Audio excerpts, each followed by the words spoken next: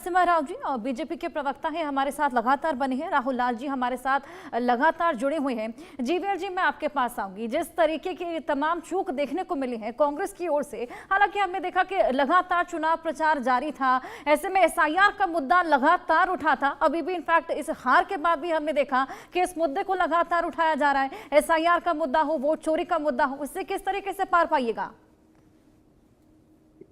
देखिए, कांग्रेस के द्वारा खासकर राहुल गांधी जी के द्वारा जो उठाए गए इन सभी विषयों का कोई असर नहीं है जनता पर।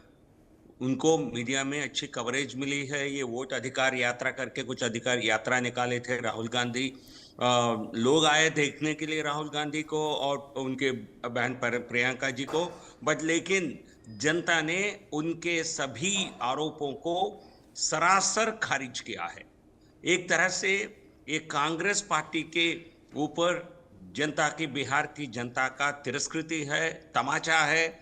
और कठिन शब्दों में कहना पड़ेगा, क्योंकि वो देश की लोकतंत्र को कमजोर करने की, इलेक्शन कमीशन पर सवाल उठाने की और जनता को भ्रमित करने की कोशिश किया है। उनके पास कोई सबूत नहीं थे, कोई आधार नहीं था, और केवल जनता को भ्रमित करने के लिए उन्होंने एक आंदोलन चलाया। सोशल मीडिया पर उनको अच्छी कवरेज मिली है, मीडिया में अच्छी कवरेज मिली है, सोशल मीडिया में ट्रैक्शन मिला है। बट लेकिन मैं कई जगहों पर, बिहार में कई जिलों पर मैं खुद मैं प्रवास किया था और मेरे पास जानकारी लगभग पूरे प्रदेश से थी।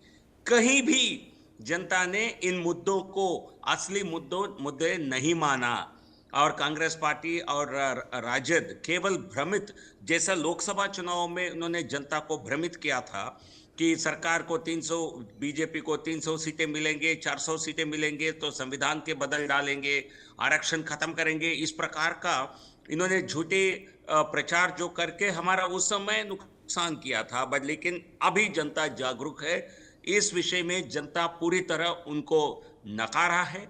और राहुल गांधी को उनके पास यदि समय है तो उनको सोचने की, उनकी पूरी स्ट्रैटेजी को रिव्यू करने की जरूरत है, क्योंकि ये फेल्ड स्ट्रैटेजी, ये देश भर में जाने की उनकी विचार थी, वोट चोरी यात्रा को निकालने की उनकी प्रयास था। यदि इसी प्रयास को आगे बढ़ाएंगे तो कांग्रेस की और पतन होना तय है, और हमारे लिए वो अच्छी खबर ही साबित होगी।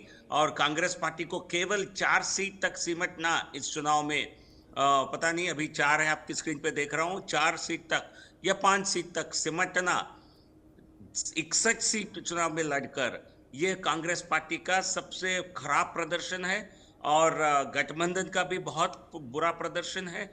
और हमारी पॉजिटिव पॉलिटिक्स को, हमारी परफॉर्मेंस को, केंद्र सरकार की, मोदी जी की योजनाओं को, मोदी जी की सरकार की सहायता को जनता ने उनकी सराहना की, और राज्य सरकार की, नीतीश कुमार जी की नेतृत्व को भी सराहा है। तो इसलिए इतनी बड़ी जीत मिली है। हम जनता के मुद्दों पर हम बात कर रहे थे, और बिहार को आगे ले जाने की हम बात कर रहे थे, और ये लोग जंगल राज को वापस स्थापित करने के लिए उनकी एक तरह से कोशिश थी। ये जनता ने पूरी तरह देखकर समझा और जनता ने उनको नकारा। बिल्कुल, ये तमाम फेलियर्स यहाँ पर देखने को मिले, जिसकी वजह से पूरी हार झेलनी पड़ी है। हालांकि हमने देखा है इसी बीच चुनाव प्रचार यहाँ पर बेहद ज्यादा जोर पकड़ा हुआ था। तमाम तरह की रैलियां, एक दिन में 16 रैलियां की जा रही थी तेजस्वी यादव द्वारा। राहुल गांधी, प्रियंका गांधी, तमाम लोग सड़कों पर उतरे हुए थे। और इसी बीच देखिए बीजेपी मुख्यालय पर किस तरीके से सेलिब्रेशन का सिलसिला, इसी बीच तमाम दिग्गजों का जमावड़ा है। और यहाँ पर ये देखिए एक दूसरे को कंग्रेचुलेट किया जा रहा है। ये सीधी तस्वीरें सामने आ रही हैं। वास्तव में देखा जाए तो जगह जगह हमने देखा किस तरीके से मिठाइयां बट रही थी, और एक दूसरे को देखिए किस तरीके से कंग्रेचुलेट किया जा रहा है, क्योंकि पूर्ण बहुमत यहां पर मिली है। रिकॉर्ड तोड़ आंकड़ा इसको कहा जा सकता है, और आंकड़ों की सुनामी इसको कहा जा सकता है। जिस तरीके से 203 सीटें इंडिया के हाथ लगी हैं, और जिस तरीके से ये तमाम रुझान निकलकर सामने आ रहे थे, शुरुआती दौर में कहीं ना कहीं ये कयास थे कि 144, 150 तक सीमित रहेंगे, लेकिन आप देखिए 203 सीटें यहाँ पर एनडीए के खाते में, और बीजेपी यहाँ पर सिंगल लार्जेस्ट पार्टी के तौर पर इसी बीच भारत की अर्थव्यवस्था सेलिब्रेशन का सिलसिला जगह जगह जारी है, मिठाइयां बट रही हैं, लगातार हमने देखा ढोल नगाड़े और इसी बीच पटाखे बजने भी शुरू हो गए थे। ये साफ बताता है कि किस तरीके से वहां पर सेलिब्रेट किया जा रहा है और शानदार जीत यहाँ पर जो एनडीए को मिली है। जो धुआंधार प्रचार लगातार किए गए थे, उसके बाद अब बीजेपी मुख्यालय में भी ये जोरदार जश्न देखने को मिल रहा है। बिहार में ये जीत, बिहार की सत्ता पर काबिज अब एनडीए और उसी के बाद बीजेपी मुख्यालय अब तमाम दिग्गज पहुंच रहे हैं। ये देखिए एक दूसरे को कांग्रेचुलेट करते हुए ये तमाम दिग्गजों का जमावड़ा वहां पर लगा है। पीएम मोदी ने भी आज अपने संबोधन में बेहद बड़ी बातें कही थी। दिल्ली के सीएम रेखा गुप्ता भी बीजेपी मुख्यालय पहुंची हुई है और यहाँ पर एक दूसरे को कांग्रेचुलेट किया जा रहा है। भारतीय जनता पार्टी गीत संगीत का सिलसिला शुरू हो चला है। बिहार में भी हमने देखा किस तरीके से सेलिब्रेट किया जा रहा है जगह जगह। बिहार के प्रभारी और वहीं ये तस्वीरें बीजेपी मुख्यालय की हैं। धर्मेंद्र प्रधान जी भी आ चुके हैं, उनका भी बिहार में एनडीए की शानदार जीत और उसी के बाद ये सेलिब्रेशंस का सिलसिला जगह जगह और उसी की तस्वीरें आपको लगातार दिखा रहे हैं, लगातार आपको अपडेट दे रहे हैं। जिस तरीके से बीजेपी भी इस बार सिंगल लार्जेस्ट पार्टी के तौर पर ये आंकड़े बटोरती हुई नजर आई। अब उसी के बाद ये देखिए किस तरीके से सेलिब्रेशन का सिलसिला खासा उत्साह देखा जा रहा है और गीत संगीत वहां पर बज रहा है। ढोल नगाड़ों की थाप पर आप देखिए लोग किस तरीके से थिरकते हुए सेलिब्रेट करते हुए नजर आ रहे हैं। जय श्री राम का उद्घोष यानी कि सेलिब्रेटरी अपनी विक्ट्री को मनाते हुए ये तमाम लोग आपकी टीवी स्क्रीन पर। और इसी तरह की तस्वीर न केवल बिहार से, बिहार भर से, लेकिन दिल्ली से भी सामने आ रही है। दिल्ली में भी अब बीजेपी मुख्यालय में तमाम दिग्गजों का जमावड़ा और वहीं पर जनता कार्यकर्ता आभार जता रहे हैं, एक दूसरे को कांग्रेचुलेट कर रहे हैं क्योंकि जिस तरीके से एक एग्जाम की यहाँ पर तैयारी चल रही थी और उसी एग्जाम का आज रिजल्ट का दिन रहा और ताबड़तोड़ रिजल्ट यहाँ पर आया है। उसी के बाद का ये सेलिब्रेशन। हमारे खास मेहमान लगातार हमारे साथ बने हैं। जीवीएल नरसिम्हा राव जी, आपके पास आऊंगी। बिहार में हमने देखा किस तरीके से बीजेपी सिंगल लार्जेस्ट पार्टी के तौर पर उभर कर नजर आई है। ये साफ बताता है कि बीजेपी पर किस तरीके से बिहार की जनता भरोसा जता रही है। लेकिन इसी बीच बिहार में नई सरकार बनाने का एक नया समीकरण बनने की भी बात सामने आ रही है कि वो नीतीश के बिना भी एनडीए की सरकार बना सकते हैं। क्या वाकई ऐसा कुछ हो सकता है? ये विपक्षी दलों के द्वारा हमारे आलोचकों के द्वारा चुनाव हारने के बाद इस प्रकार की एक तरह कंफ्यूजन फैलाने की उनकी प्रयास है और एनडीए एकजुट है, एकजुट था, एकजुट रहेगा। किसी प्रकार की इसमें कोई अलग अलग विचार करने की कोई गुंजाइश नहीं है। हम जब 2014 में 2019 में जब लोकसभा चुनाव जीते, बीजेपी को अपने बलबूते पर सरकार बनाने की संख्या बल थी। उसके बावजूद मोदी जी के नेतृत्व में गठबंधन की एनडीए की सरकार हमने बनाई है। तो इसलिए जो भी इस प्रकार का अलग अलग व्याख्यान करने की कोशिश कर रहे हैं, यह एक तरह से कंफ्यूजन फैलाने के प्रयास कर रहे हैं। कोई कंफ्यूजन नहीं है।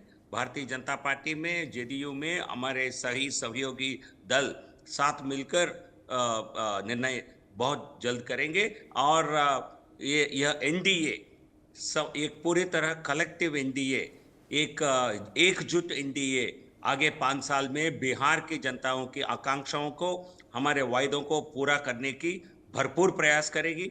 पिछले साल 5 साल सत्ता में रहने के बावजूद हमने अपने संख्या बल को लगभग 70% हमने बढ़ाया है।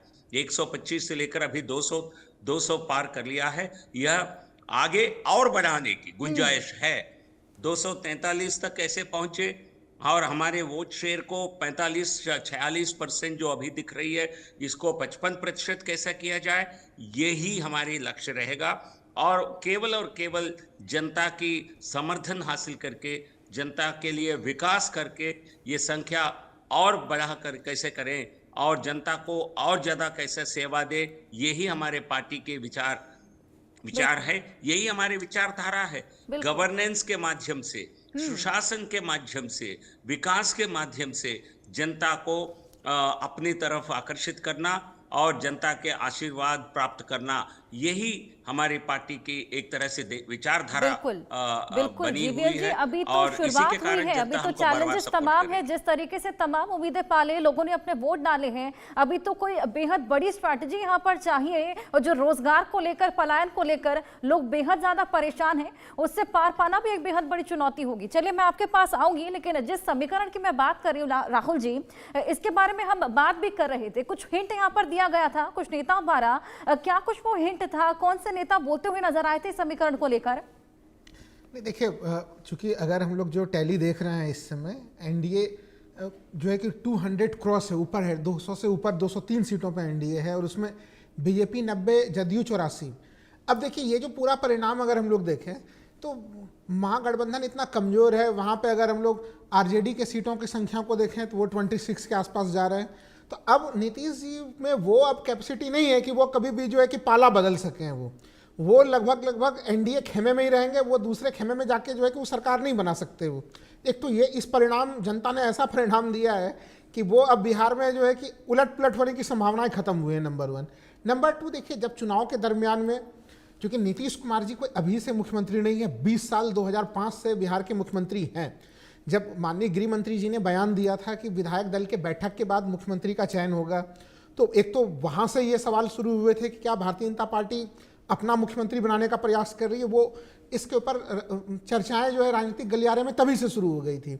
अभी भी देखिए हम लोग विनोद तावड़े जी का जो है कि आज बयान आया हुआ है कि सभी पांचों पक्ष जो है कि जो एनडीए के सभी पांचों घटक दल हैं वो मिल बैठकर फिर मुख्यमंत्री के पद का जो है कि पद के तरफ वो आगे बढ़ेंगे कि कौन बढ़ने वाला है।